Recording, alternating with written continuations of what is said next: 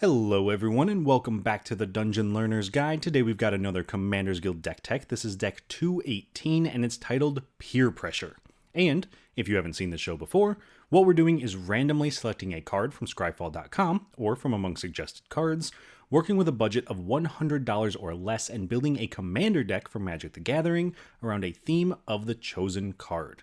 So this week, our random card was suggested to us by Brian Holiday over on Patreon, which a quick plug for the Patreon. Go ahead and sign up if you want guaranteed from me that, of course, all of your suggestions will get turned into deck techs eventually. But Brian's card is going to be Peer Pressure, which is also the name of our deck.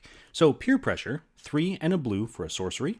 Choose a creature type. If you control more creatures of that type than any other player, you gain control of all creatures of that type.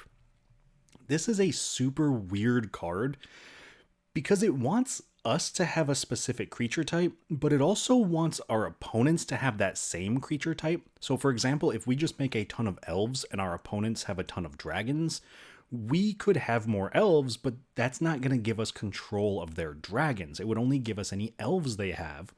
So we really had to find a way to build around this in a way that made sense. And there were a couple of ideas that were thrown out when we were first starting to build this deck, but I think the commander that we settled on really ties everything together. So our commander this week is going to be Minn, Wily Illusionist. And Minn is 1 blue for a 1/3 legendary creature gnome wizard. Whenever you draw your second card each turn, create a 1/1 blue illusion creature token with this creature gets +1/+0 for each other illusion you control. And whenever an illusion you control dies, you may put a permanent card with mana value less than or equal to that creature's power from your hand onto the battlefield. Now, you may be looking at this and wondering why we want to pick Minn to be our commander. Gnome is not super popular, Wizard is pretty popular, but Minn doesn't care about wizards. Minn cares about illusions. And illusions, if we're being honest, are not very common in Commander. So, with that question in mind, let's take a look at some of our themes for this deck, and I'll break down why we're picking Minn and why we're leaning into our illusions. So, with that being said, our first theme is very obviously going to be illusions. We want to play as many illusions as possible to try to maximize some of Minn's effects, especially the one that allows us to bump up our team, the one that allows us to put our cards into play if our illusions die, but it also actually works pretty well with Peer Pressure. So, an example of that is Crovacan Mist, which is 1 and a blue for a star creature illusion. It has flying, and its power and toughness are equal to the number of illusions on the battlefield. This is a universal effect, so if our opponents do have any illusions, they will pump up the Crovacan Mist, and because Crovacan Mist is itself an illusion, playing it will automatically make it a 1/1 creature, so we don't have to worry about it dying if there's no other illusions. Plus, it flies, it's only 2 mana, it can get very big very quickly, but there are, well, to put it gently, not a ton of illusion synergies in Magic the Gathering.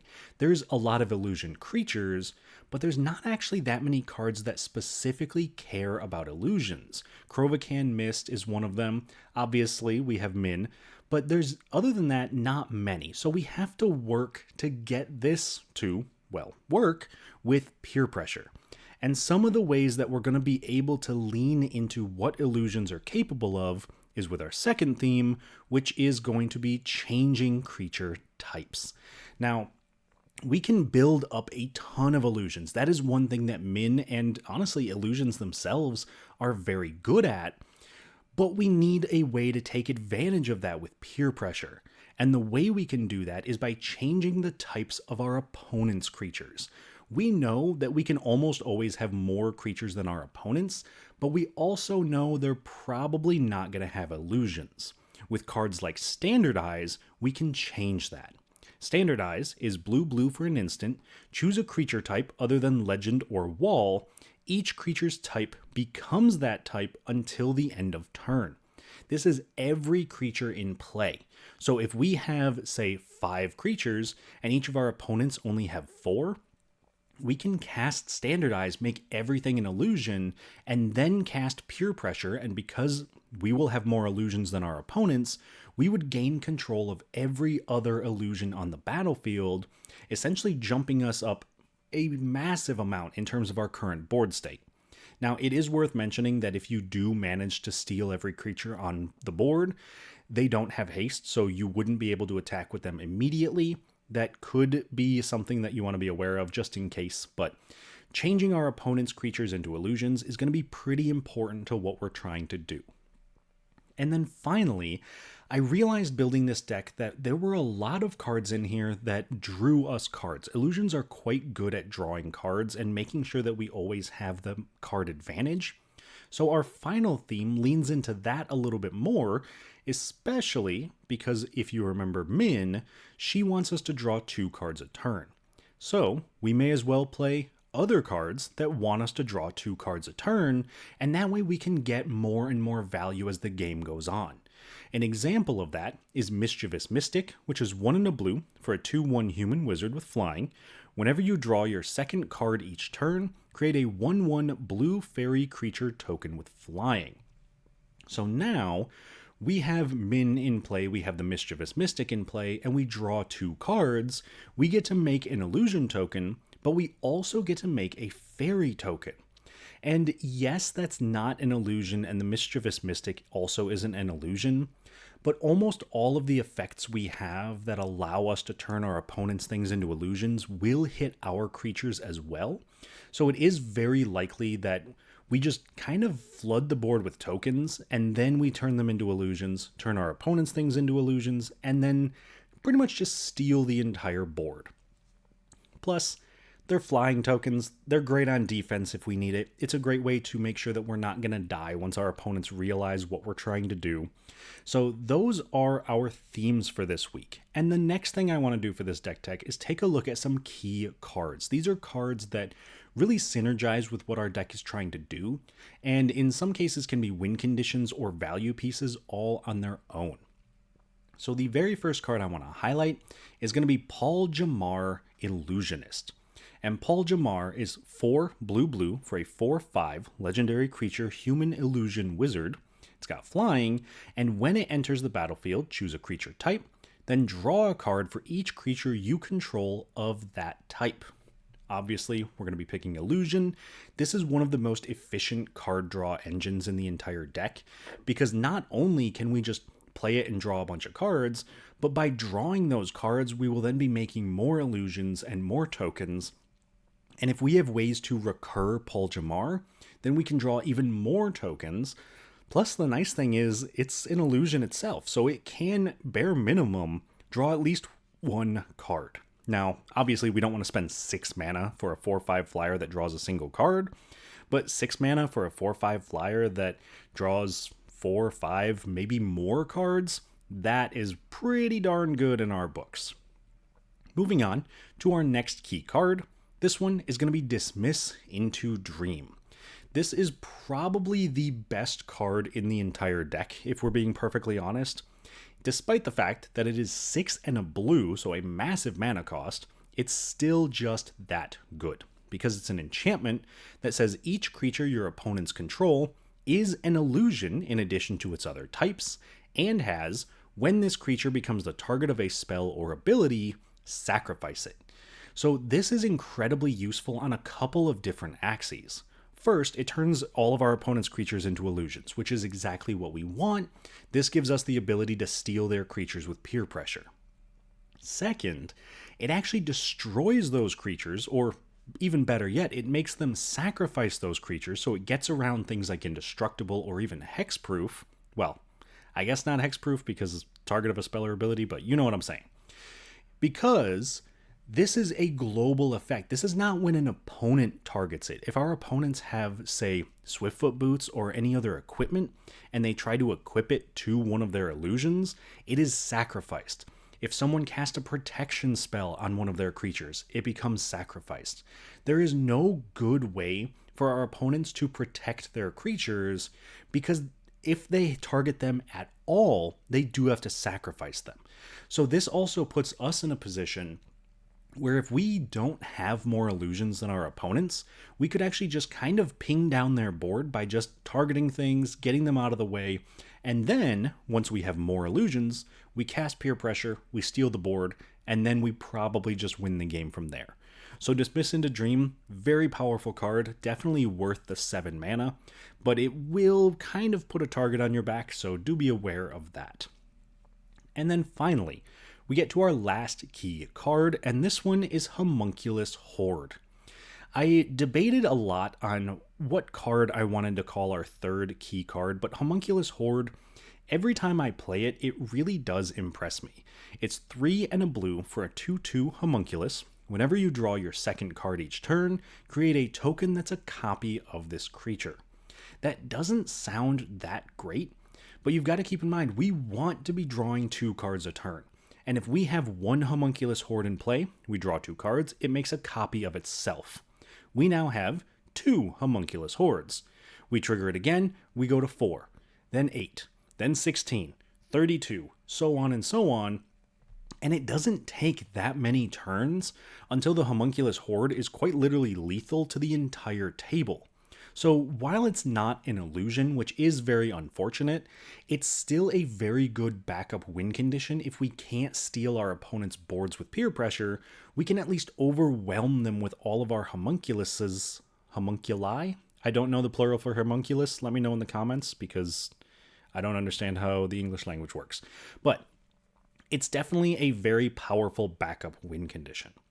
Anyway, those are all of our key cards for this week, and the next thing I want to do is take a look at some cool interactions. These are cards that synergize really well with each other, and in some cases can be value engines or win conditions, but more often than not are just fun cards that I want to highlight. So the first cool interaction is between Alondra Sky Dreamer and Arcane Adaptation. Alondra is another one of our draw payoffs. She is 2 blue for a 2/4 Merfolk Wizard. Whenever you draw your second card each turn, create a 2/2 blue Drake creature token with flying. And whenever you draw your 5th card each turn, Alondra and Drakes you control each get +X until end of turn, where X is the number of cards in your hand. Now, this one's a little bit tricky because it does make a ton of Drakes and it only pumps Drakes, and since we're leaning hard into the illusions, this doesn't seem like it helps us very much, but we do have cards like Arcane Adaptation which make this an absolutely incredible card. Because Arcane Adaptation is 2 and a blue for an enchantment, as it enters the battlefield, choose a creature type, and creatures you control are the chosen type in addition to their other types. The same is true for creature spells you control and creature cards you own that aren't on the battlefield. Normally, we want to use Arcane Adaptation to name illusion, so all of our creatures are illusions, even Alondra. But with Alondra, we can actually name Drakes. And if we do that, then every single creature we have is a Drake, and therefore we'll get the pump from Alondra once we've drawn 5 cards.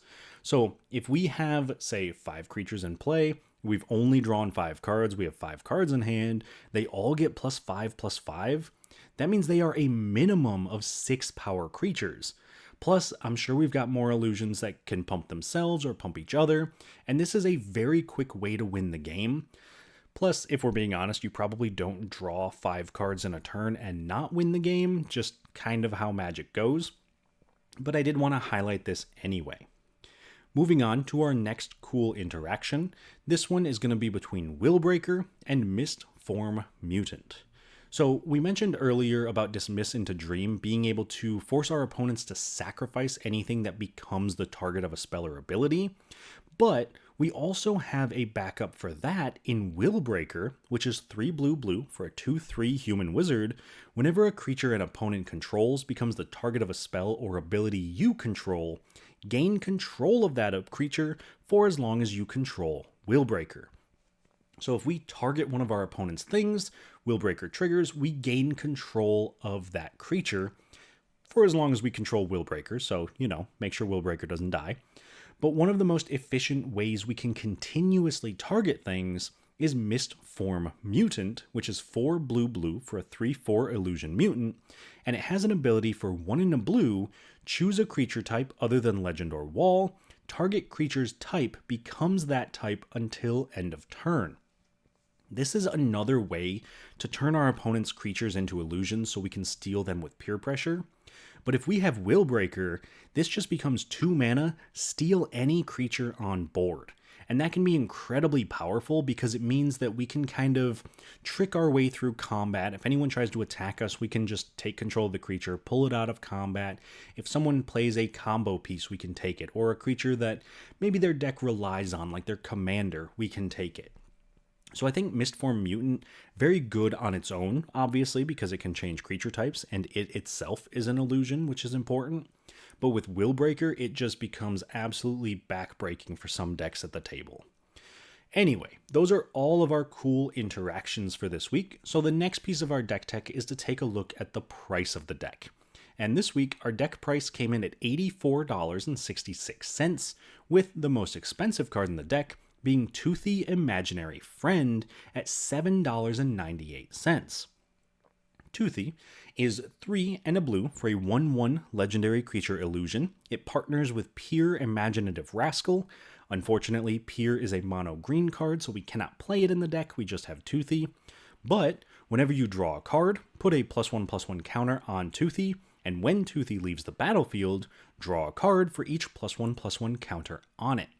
This is probably one of the best illusions in the entire deck because it's able to really synergize with our card draw, but it also rewards us for that card draw with more card draw, meaning we have a great way to just keep all of our card draw effects rolling.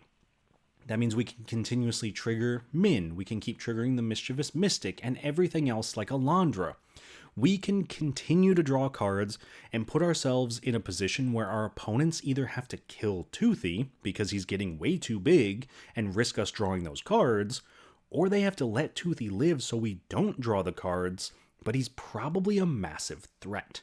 So I do think Toothy deserves a spot in the deck if you're able to keep it in, but if you do need to trim on the budget, this is a card you can cut. If you're looking at the other end of the spectrum, though, in cards to put into the deck that are a little bit outside of our budget range, I do have a suggestion for you there as well. So this week, I would recommend putting in Banner of Kinship and taking out Bellowing Crier. Banner of Kinship is a 5-mana artifact that says, as it enters, choose a creature type. This artifact enters with a fellowship counter on it for each creature you control of the chosen type, and creatures you control of the chosen type get +1/+1 for each fellowship counter on this artifact. So essentially, if we have 5 illusions in play, we play the Banner of Kinship, we name illusion, obviously. It will come in with 5 counters, which then gives all of our illusions +5/+5. This is a permanent effect. It stays in play, so we can continuously pump up our creatures and make sure that we are always having not just the biggest board in play, but the biggest creatures. That then also gives us this kind of additional game plan where we can almost be a little bit more aggressive than some of the other decks at the table, which is a weird thing to say about a mono blue deck. But it gives us another way to win the game that is relying on more than just stealing our opponent's creatures. With that being said, though, if you are putting in the Banner of Kinship, you do have to take a card out. And if you were to take a card out, my suggestion is Bellowing Crier, which is 1 in a blue for a 2/1 Frog Advisor. When it enters, draw a card, then discard a card.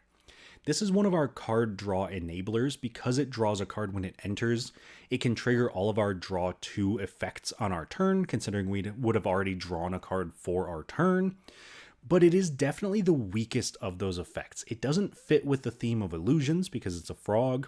It doesn't really fit with any other synergies other than the card draw, and it's just a one-shot drawing a card.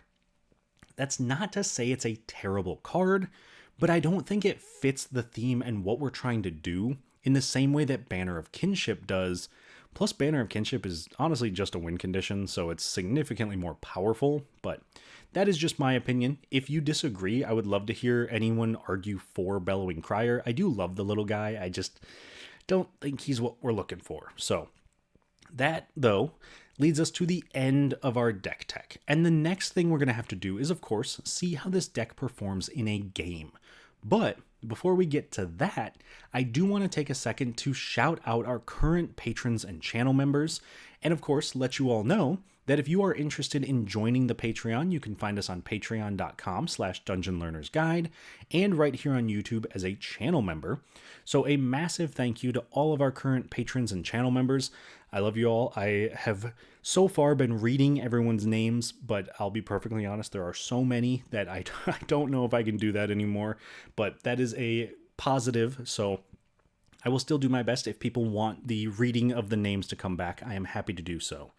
But if you're interested in joining, because maybe you want access to our Discord, where we brew up a lot of the decks and also play the games that appear on the channel, maybe you're looking for a random card sent to you every single month with a hand-drawn token by me, which looks a little bit like this. I know, they're gorgeous. You don't have to compliment me. I understand. But you can get one of those as well. Plus, we have a brand new tier level at the Patreon where you can actually get one of the decks every month that we make. It would be proxied, it would not be real cards, but I figured that's at least a nice way for people to try the deck before you buy it if it's something you're interested in. So please do check us out. I love all of the support. Thank you all so much. And if none of that kind of fits where you're at right now, I completely understand. You can always just like the video and subscribe to the channel. That does genuinely help out a lot. So with all of that out of the way, let's check out our opponents for this game and see how our illusions can do in an actual game. So this week, we are joined by 3 opponents, being Lord Magnus, being played by Doodle, Geared Conclave Exile, being played by Bilal, and Psy Master Thopterist, being played by Jason. So starting off with Lord Magnus, Doodle's newest deck, I believe. This is a first strike deck, so he really wants to lean into creatures that have first strike, and he wants to find ways to really just take down his opponents with a keyword that, to put it nicely, isn't the greatest in Commander. It's not necessarily a bad keyword, but there's not as much support for it as things like Death Touch or Haste.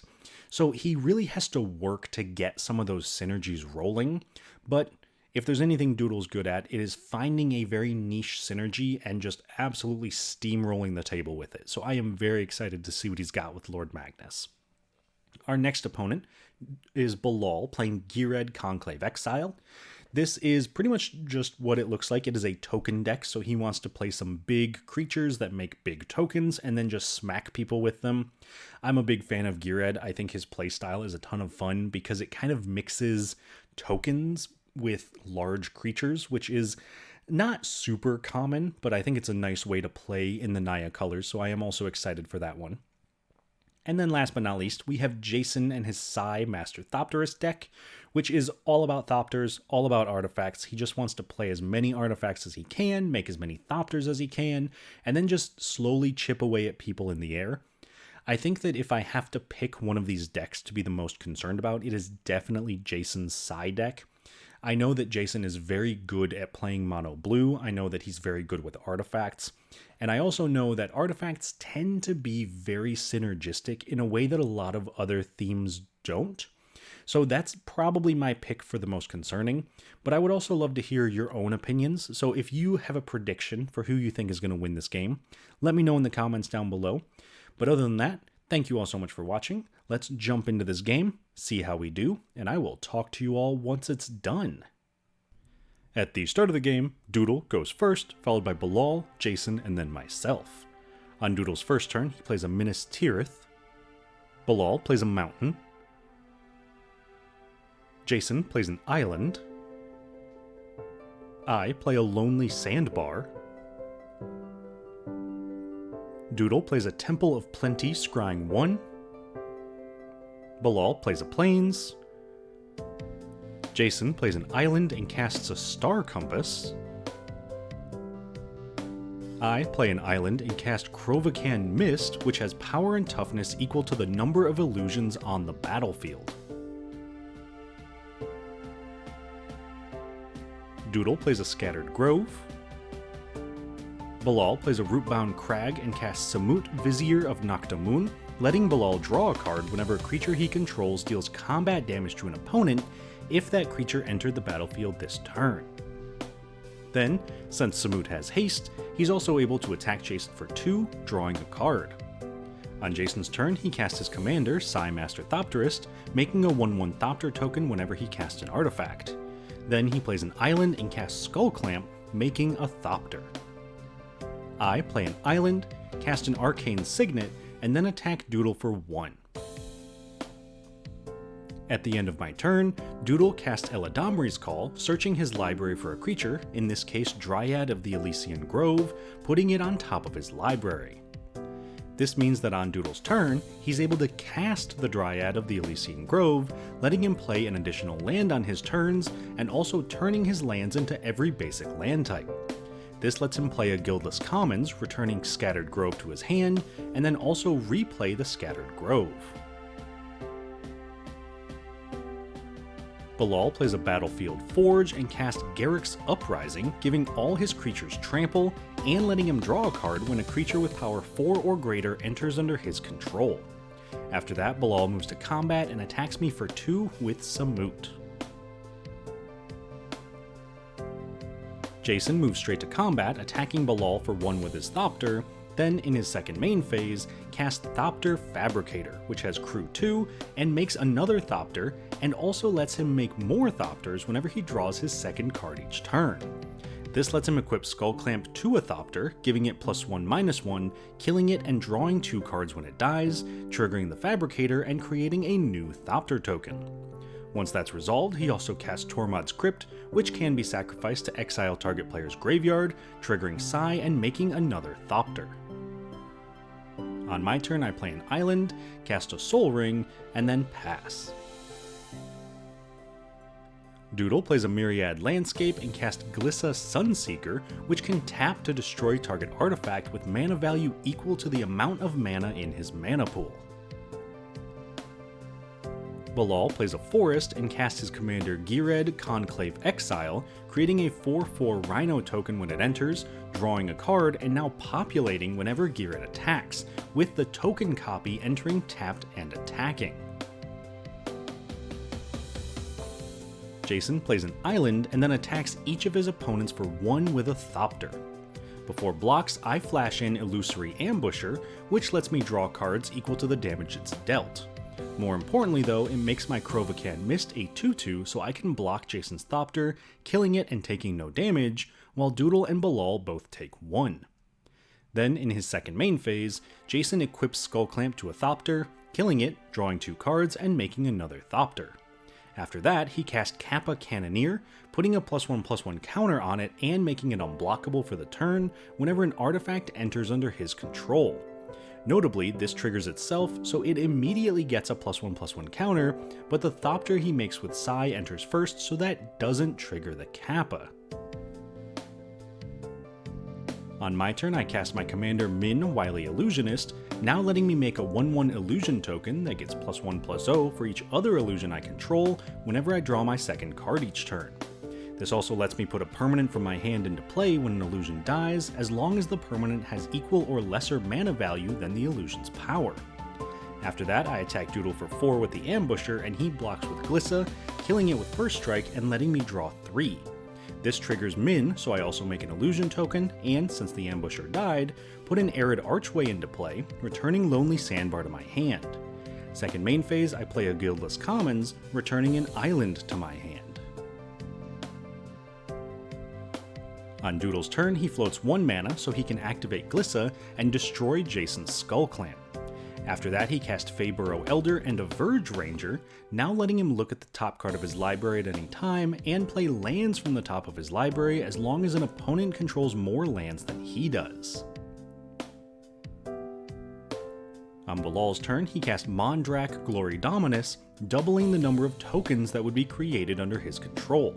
Or, at least he would, if Jason didn't have an answer, countering Bilal's spell with Counterspell.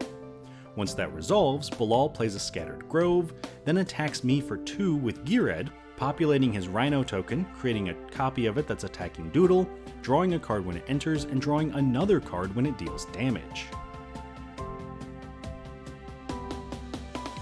On Jason's turn, he plays an island and casts Mirror Retriever, letting him return an artifact from his graveyard to his hand when it dies.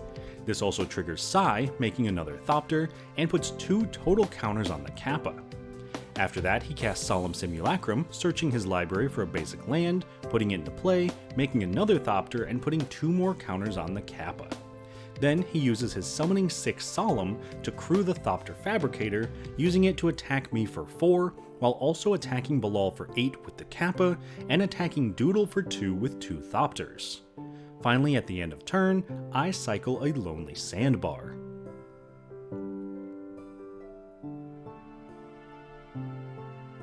On my turn, I cast a Mischievous Mystic, making a 1/1 fairy token whenever I draw my second card each turn, and once that's resolved, I cast Coveted Jewel, drawing 3 cards and giving control of it to anyone who attacks me with an unblocked creature. This triggers Minn and the Mystic, so I make a fairy token and an illusion token, play an island, then cast Arcane Adaptation, naming Illusion when it enters, so all my creatures become illusions in addition to their other types. This allows me to attack Doodle for 6 with my Crovacan Mist.